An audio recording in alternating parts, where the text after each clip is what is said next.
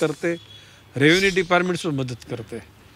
एकूण आता पुणे जिल्ह्याकरता 11 कोटी रुपयाची यंत्रणा उभी केलेली आहे. त्यांना गाड्या, ते स्टिक्स त्यांना दिलेले आहेत, ड्रोन दिलेले आहेत.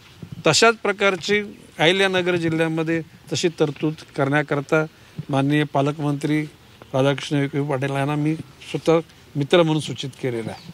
आणि पुणे, अहिल्यानगर आणि आता नाशिककडे त्या ठिकाणी त्याचा वावर सुरू झाला आहे. आता कुंभमेळ्याच्या अनुषंगानं भविष्यकालामध्ये तो परिसर तर अतिसुरक्षित करण्याची भूमिका घ्यावी लागणार आहे.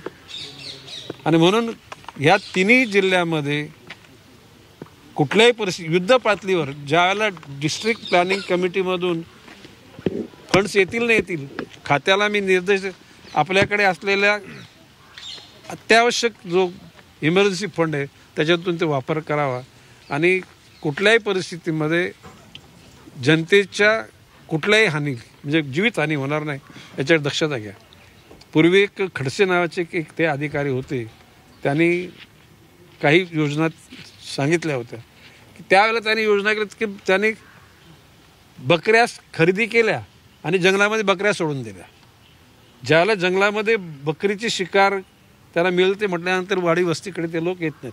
आता एखाद्या मानवाची हत्या झाली तर अर्ली स्टेजला 10 लाख रुपये, नंतर 15 असे 25 लाख रुपये द्यावे लागतात. तर त्याच्याऐवजी शेवटी बकरी हा खाद्य आहे मानवाचं आहे. आता ते वाघाचं किंवा बिबट्याचं खाद्य करून टाकू आपण. आणि मी सूचना दिल्यात अशा प्रकारच्या शेळ्या तुम्ही खरेदी करा आणि त्याला लोकांना जागृत करा.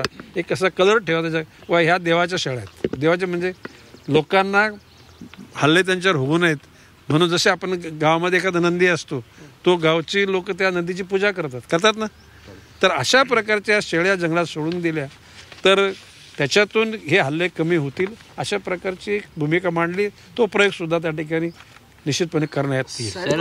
वंतारामध्ये आपले जे बिबटे आहेत वंतारामध्ये पाठवण्याचे सुद्धा तुम्ही निर्देश दिले होते, त्याची काही आकडेवारी आहे? नाही, ऐकून घ्या. बाब असे की वंतारामध्ये आपण जर चांगल्या पद्धतीनं त्यांना जर विनंती केली ते 200, 400, 500 बिबटे पण ठेवतील.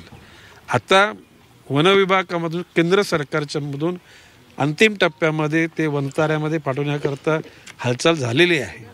आणि एक 10-12 दिवसामध्ये तो आदेश येईल. त्याच्यानंतर वंताऱ्यामध्ये पाठवले जातील. आफ्रिकन देशामध्ये चित्ते आहेत, सिंह आहेत, पण बिबटे नाहीत. त्यांच्याकडून सुद्धा मागणी आलेली आहे. अन्य राज्यामध्ये काही घटकांनी मागणी